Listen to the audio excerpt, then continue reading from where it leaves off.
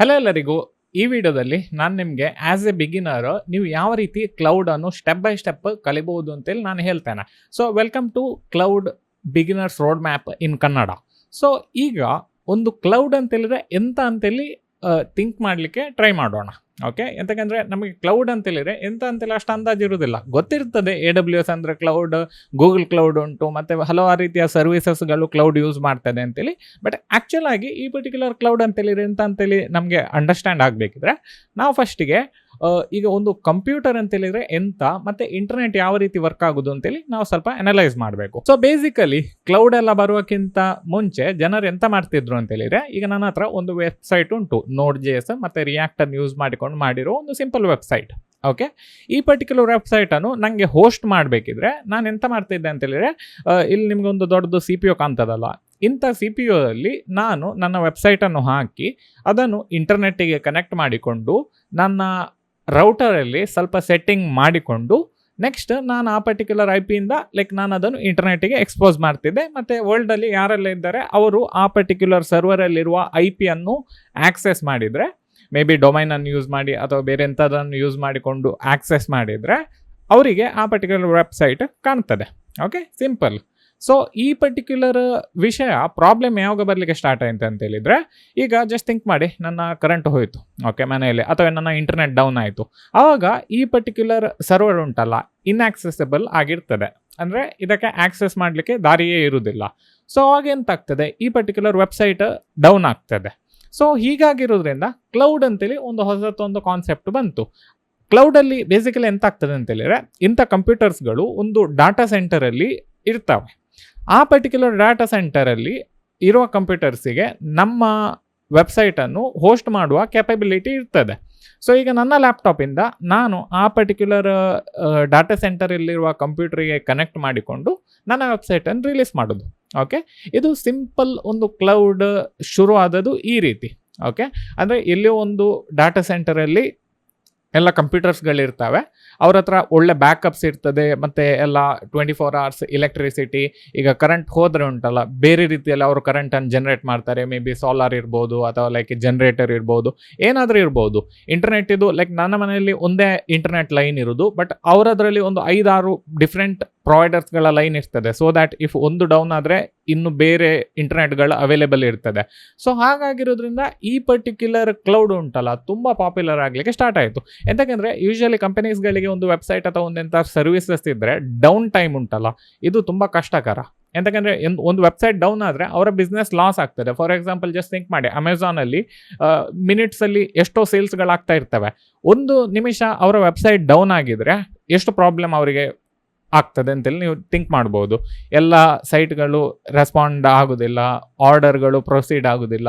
So ಈ ಎಲ್ಲ ಪ್ರಾಬ್ಲಮ್ಸ್ಗಳನ್ನು solve ಮಾಡಲಿಕ್ಕೋಸ್ಕರ ನಮ್ಮ ಒಂದು ಕ್ಲೌಡ್ ಅಂತೇಳಿ ಒಂದು ಸಿಸ್ಟಮನ್ನು ಅವರು ಕ್ರಿಯೇಟ್ ಮಾಡಿದರು, ಮತ್ತು ಅದನ್ನು ಎಲ್ಲರೀಗ ಯೂಸ್ ಮಾಡ್ತಾರೆ. ಈಗ ಯಾರು ಸಹ ಮನೆಯಲ್ಲಿ ಈ ರೀತಿ ಸರ್ವರನ್ನು ಇಟ್ಕೊಂಡು ಅವರ ವೆಬ್ಸೈಟನ್ನು ಹೋಸ್ಟ್ ಮಾಡೋದು, ಅವರ ಸರ್ವಿಸನ್ನು ಹೋಸ್ಟ್ ಮಾಡೋದು, ಇದೆಲ್ಲ ಮಾಡೋದಿಲ್ಲ. ಸೊ ಈಗ ಕ್ಲೌಡ್ ಅಂತೇಳಿದ್ರೆ ಎಂತ ಅಂತೇಳಿ ನಿಮಗೆ ಅರ್ಥ ಆಯಿತು.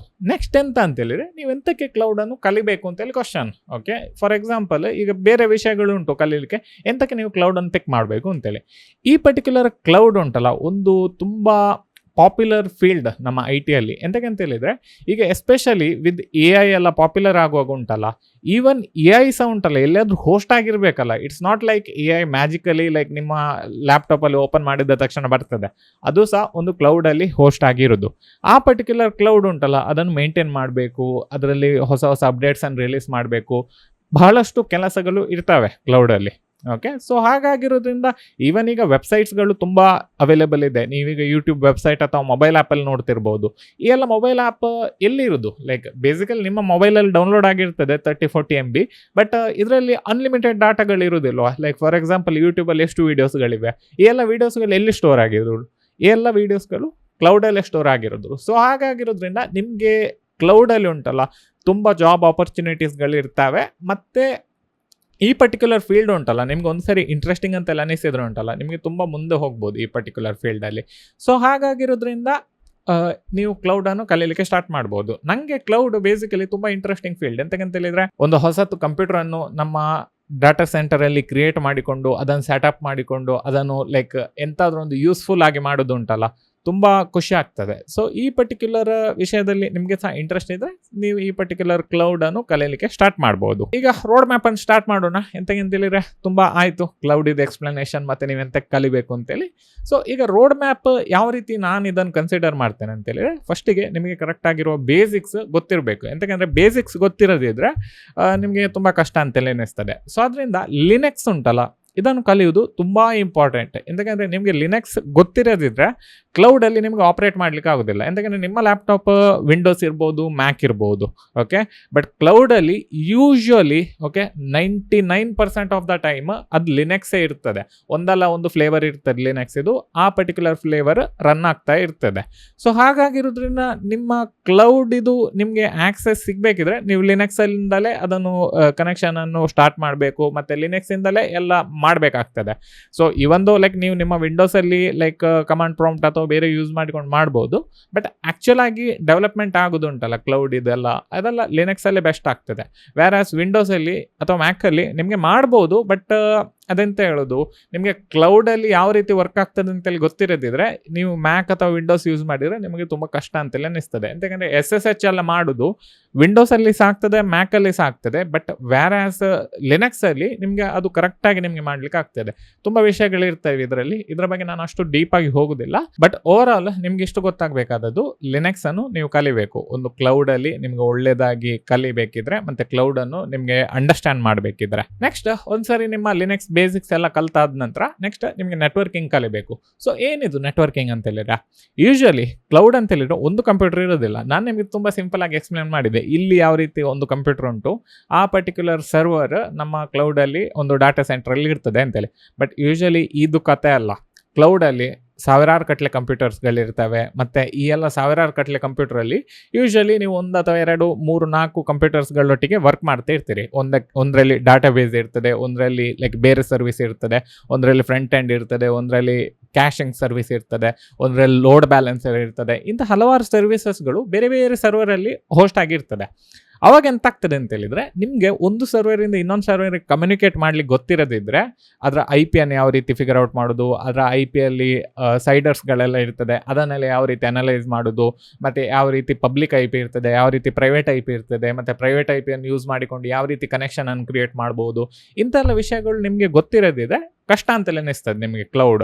ಸೊ ಅದರಿಂದ ನೀವು ನೆಟ್ವರ್ಕಿಂಗನ್ನು ಕಲಿಯಲಿಕ್ಕೆ ಸ್ಟಾರ್ಟ್ ಮಾಡಬೇಕು. ಫಸ್ಟಿಗೆ ಲಿನೆಕ್ಸ್ ಬೇಕು. ಎಂತಂದರೆ ನಿಮಗೆ ಲಿನೆಕ್ಸ್ ಗೊತ್ತಿರೋದಿದ್ರೆ ನಿಮಗೆ ನೆಟ್ವರ್ಕ್ಸ್ಗಳೆಲ್ಲ ಕ್ರಿಯೇಟ್ ಮಾಡಲಿಕ್ಕೆ ತುಂಬ ಕಷ್ಟ ಅಂತೇಳಿ ಅನ್ನಿಸ್ತದೆ. ಸೊ ಅದರಿಂದ ಒಂದ್ಸರಿ ನೀವು ಲಿನೆಕ್ಸನ್ನೆಲ್ಲ ಕರೆಕ್ಟಾಗಿ ಕಲ್ತಾದ ನಂತರ ನೆಕ್ಸ್ಟ್ ಸ್ಟೆಪ್ ನೀವು ಕ್ಲೌಡಲ್ಲಿ ನೆಟ್ವರ್ಕಿಂಗ್ ಯಾವ ರೀತಿ ಮಾಡ್ಬೋದು ಅಂತೇಳಿ ನಿಮಗೆ ಕಲೀಲಿಕ್ಕೆ ಆಗ್ತದೆ. ಮತ್ತು ಇನ್ನೊಂದು ಇಂಪಾರ್ಟೆಂಟ್ ವಿಷಯ ಅಂತೇಳಿದರೆ ಫೈರ್ ವಾಲ್ಸ್ಗಳು.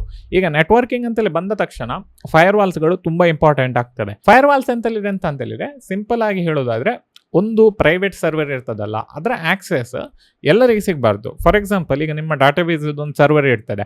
ಈ ಪರ್ಟಿಕ್ಯುಲರ್ ಡಾಟಾಬೇಸ್ ಇದು ಸರ್ವರ್ ನಿಮ್ಮ ಅಪ್ಲಿಕೇಶನ್ಸ್ಗಳಿಗೆ ಮಾತ್ರ ಆಕ್ಸೆಸ್ ಕೊಡಬೇಕು. ಓಕೆ, ಇದನ್ನು ಪಬ್ಲಿಕ್ ಆಕ್ಸೆಸ್ ಕೊಟ್ಟರೆ ಅಂತ ಆಗ್ತದೆ ಅಂತೇಳಿದರೆ ಎಲ್ಲರ ಆ ಪರ್ಟಿಕ್ಯುಲರ್ ಡಾಟಾಬೇಸ್ಗೆ ಕನೆಕ್ಟ್ ಮಾಡಲಿಕ್ಕೆ ಟ್ರೈ ಮಾಡ್ಬೋದು. ಸೊ ಹ್ಯಾಕ್ ಆಗೋದು ಅಂತೆಲ್ಲ ಹೇಳ್ತೇವಲ್ಲ, ಸೊ ಇದೆಲ್ಲ ಆಗೋದು ಫೈರ್ ವಾಲ್ಗಳು ಸರಿಯಾಗಿ ಸೆಟ್ ಆಗೋದಿದ್ರೆ. ಮತ್ತು ಯೂಶಲಿ ಈಗ ಕ್ಲೌಡ್ ಎಲ್ಲ ತುಂಬ ಸೆಕ್ಯೂರ್ ಆಗಿದೆ. ಅಂಟಿಲ್ ಅನ್ಲೆಸ್ ನೀವು ಫೈರ್ ವಾಲ್ ಹಾಕುವ ತನಕ ಎಲ್ಲ ಕ್ಲೋಸ್ ಆಗೇ ಇರ್ತದೆ. ಸೊ ನೀವು ಎಂತಾದ್ರೂ ಒಂದು ಪಬ್ಲಿಕ್ ಆಗಿ ಎಕ್ಸ್ಪೋಸ್ ಮಾಡಬೇಕಿದ್ರೆ, ಫಾರ್ ಎಕ್ಸಾಂಪಲ್ ಕ್ಲೌಡಲ್ಲಿ ನೀವು ನಿಮ್ಮ ವೆಬ್ಸೈಟನ್ನು ಒಂದು ಹೋಸ್ಟ್ ಮಾಡಿಕೊಂಡು ಪಬ್ಲಿಕಲ್ಲಿ ಅದನ್ನು ಆಕ್ಸೆಸ್ ಕೊಡಬೇಕಿದ್ರೆ ಅವಾಗ ನೀವು ಫೈರ್ ವಾಲಿಂದ ಎಕ್ಸ್ಪೋಸ್ ಮಾಡಬೇಕು. ಅಂದರೆ ಈ ಪರ್ಟಿಕ್ಯುಲರ್ ವೆಬ್ಸೈಟ್ ಇದು, ಈ ಪರ್ಟಿಕ್ಯುಲರ್ ಪೋರ್ಟ್ ಉಂಟಲ್ಲ, ಆಕ್ಸೆಸಬಲ್ ಟು ಎಂಟೈರ್ ವರ್ಲ್ಡ್ ಅಂತೇಳಿ ನೀವು ಕೊಟ್ಟರೆ ಮಾತ್ರ ಆ ಪರ್ಟಿಕ್ಯುಲರ್ ವೆಬ್ಸೈಟ್ ಆಕ್ಸೆಸ್ ಸಿಗ್ತದೆ. ಸೊ ಅದರಿಂದ ಕ್ಲೌಡಲ್ಲಿ ನಿಮಗೆ ಫೈರ್ ವಾಲ್ ಉಂಟಲ್ಲ ತುಂಬ ಇಂಪಾರ್ಟೆಂಟ್. ಈ ಫೈರ್ ವಾಲ್ ಸರಿಯಾಗಿ ಸೆಟ್ ಆಗೋದಿದ್ರೆ ಈವನ್ ಕೆಲವು ಇಮೇಜಸ್ಗಳೆಲ್ಲ ಉಂಟಲ್ಲ ಸರಿಯಾಗಿ ಕಾಣೋದೇ ಇಲ್ಲ. ಈಗ ನೀವು AWS ಅಲ್ಲಿ S3 ಬಕೆಟ್ ಅಂತೇಳಿ ಒಂದು ಕೇಳಿರ್ಬೋದು. ಸೊ ಇಮೇಜಸ್ಗಳು, ವೀಡಿಯೋಸ್ಗಳೆಲ್ಲ ಸ್ಟೋರ್ ಆಗ್ತದೆ. ನಿಮ್ಮ ಫೈರ್ ವಾಲ್ ರೂಲ್ಸ್ಗಳು ಕರೆಕ್ಟಾಗಿ ಸೆಟ್ ಆಗಿರೋದಿದ್ರೆ ಅವಾಗ ನಿಮ್ಮ ಇಮೇಜಸ್ಗಳು ಪಬ್ಲಿಕಲ್ಲಿ ಕಾಣೋದಿಲ್ಲ. ಮತ್ತು ನೀವು ಥಿಂಕ್ ಮಾಡ್ತೀರಿ, ಎಂತಕ್ಕೆ ನಾನು ಇಮೇಜನ್ನು ಹಾಕಿದ್ದೇನೆ ಬಟ್ ಪಬ್ಲಿಕಲ್ಲಿ ನನಗೆ ಎಂತಕ್ಕೆ ಆಕ್ಸೆಸ್ ಸಿಗ್ತಿಲ್ಲ ಅಂತೇಳಿ ನೀವು ಥಿಂಕ್ ಮಾಡಲಿಕ್ಕೆ ಟ್ರೈ ಮಾಡ್ತೀರಿ. ಅವಾಗ ನಿಮಗೆ ನೆನಪು ಬರಬೇಕು, ಸೊ ಅದು ಫೈರ್ ವಾಲ್ ಅಂತೇಳಿ. ಮತ್ತು ಈ 3 ಸರ್ವಿಸಸ್ಗಳು ನೀವು ಕಲ್ತಾದ ನಂತರ ಹಲವಾರು ರೀತಿಯ ಸರ್ವಿಸಸ್ಗಳು ಅವೈಲೇಬಲ್ ಇದೆ. AWS ಅಲ್ಲಿ 60-70ಕ್ಕಿಂತ ಹೆಚ್ಚು ಸರ್ವಿಸಸ್ಗಳು ಅವೈಲೇಬಲ್ ಇದೆ. ಈ ಎಲ್ಲ ಸರ್ವಿಸನ್ನು ನೀವು ಸುಮ್ಮನೆ ಕೂತ್ಕೊಂಡು ಎಕ್ಸ್ಪ್ಲೋರ್ ಮಾಡ್ತಾ ಹೋಗೋದು ಉಂಟಲ್ಲ, ಇಟ್ಸ್ ಲೈಕ್ ವೆರಿ ಅಮೇಝಿಂಗ್. ಎಂತಂದರೆ ಈ ಎಲ್ಲ ಸರ್ವಿಸಸ್ಗಳಿಗೆ ಒಂದಲ್ಲ ಒಂದು ರೀತಿಯ ಒಂದು ಎಂತ ಹೇಳೋದು ಅದಕ್ಕೆ ಇಂಟ್ರೆಸ್ಟಿಂಗ್ ಫ್ಯಾಕ್ಟ್ಸ್ಗಳಿರ್ತವೆ ಮತ್ತು ಅದೊಂದು ಕ್ರಿಯೇಟ್ ಆಗಿರೋದು ಒಂದು ವಿಷಯವನ್ನು ಸಾಲ್ವ್ ಮಾಡಲಿಕ್ಕೆ ಇರ್ತದೆ. ಸೊ ಅದರಿಂದ ನಿಮಗೆ ಈ ಪರ್ಟಿಕ್ಯುಲರ್ ಸರ್ವಿಸಸ್ಗಳನ್ನು ಸ್ಟೆಪ್ ಬೈ ಸ್ಟೆಪ್ ಕಲೀಲಿಕ್ಕೆ ಸ್ಟಾರ್ಟ್ ಮಾಡ್ಬೋದು. ನಾನು ರೆಕಮೆಂಡ್ ಎಂತ ಮಾಡೋದು ಅಂತ ಹೇಳಿದ್ರೆ ಫಸ್ಟಿಗೆ ನೀವು EC2 ಕಂಪ್ಯೂಟಿಂಗ್ಗಳು ಕ್ರಿಯೇಟ್ ಮಾಡಲಿಕ್ಕೆ ಟ್ರೈ ಮಾಡ್ಬೋದು. ಎಂತಕಂದರೆ ಕಂಪ್ಯೂಟಿಂಗ್ ಅಂತ ಹೇಳಿದ್ರೆ ನಿಮ್ಮ ಈ ಪರ್ಟಿಕ್ಯುಲರ್ ಈ ಸರ್ವರ್ಸ್ಗಳು ಇರ್ತಾವಲ್ಲ ಅಂಥ ಸರ್ವರ್ಸ್ಗಳನ್ನು ಕ್ರಿಯೇಟ್ ಮಾಡೋದು ಸರ್ವರಲ್ಲಿ.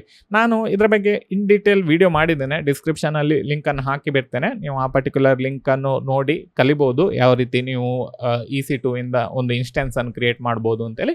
ಒಂದು ಹೊಸತ್ತು VPS ಅಂತೇಳಿ ಹೇಳ್ತೇವೆ ಇದಕ್ಕೆ, ವರ್ಚುವಲ್ ಪ್ರೈವೇಟ್ ಸರ್ವರ್ ಅಂತೇಳಿ.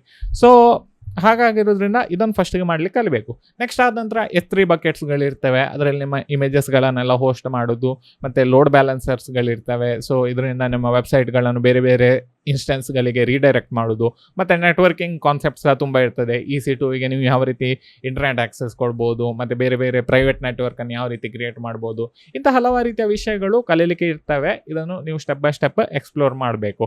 ಸೊ ಇದನ್ನೆಲ್ಲ ಇನ್ ಡೀಟೇಲ್ ಆಗಿ ನಿಮಗೆ ಕಲೀಲಿಕ್ಕೆ ನಿಮಗೆ ಕ್ಲೌಡ್ ಇದು ಒಂದು ಫುಲ್ ಫ್ಲೆಡ್ಜ್ಡ್ ಕೋರ್ಸ್ ಬೇಕಿದ್ರೆ ನೀವು ಕಮೆಂಟ್ ಸೆಕ್ಷನಲ್ಲಿ ಹಾಕಿ ಕ್ಲೌಡ್ ಅಂತೇಳಿ. ನಾನು ಶಾರ್ಟ್ಲಿ ನಿಮ್ಗೊಂದು ಬೇಸಿಕ್ ಕೋರ್ಸನ್ನು ನಾನು ಕ್ರಿಯೇಟ್ ಮಾಡಿ ಯೂಟ್ಯೂಬಲ್ಲೇ ರಿಲೀಸ್ ಮಾಡಿ ಬಿಡ್ತೇನೆ. ಸೊ ಅದರಿಂದ ಕಮೆಂಟ್ ಮಾಡಿ ಮತ್ತು ಈ ಪರ್ಟಿಕ್ಯುಲರ್ ವೀಡಿಯೋನು ಶೇರ್ ಮಾಡಿ, ಲೈಕ್ ಮಾಡಿ, ಅಂತಂದರೆ ನನಗೆ ಸಹ ಗೊತ್ತಾಗಲಿ ನಿಮಗೆ ಕ್ಲೌಡ್ ಕಲೀಲಿಕ್ಕೆ ಇಂಟ್ರೆಸ್ಟ್ ಉಂಟು ಅಂತೇಳಿ. ಸೊ ಈ ವಿಡಿಯೋದಲ್ಲಿ ಇಷ್ಟೇ, ನೆಕ್ಸ್ಟ್ ವಿಡಿಯೋದಲ್ಲಿ ಸಿಗೋಣ. ಬಾಯ್.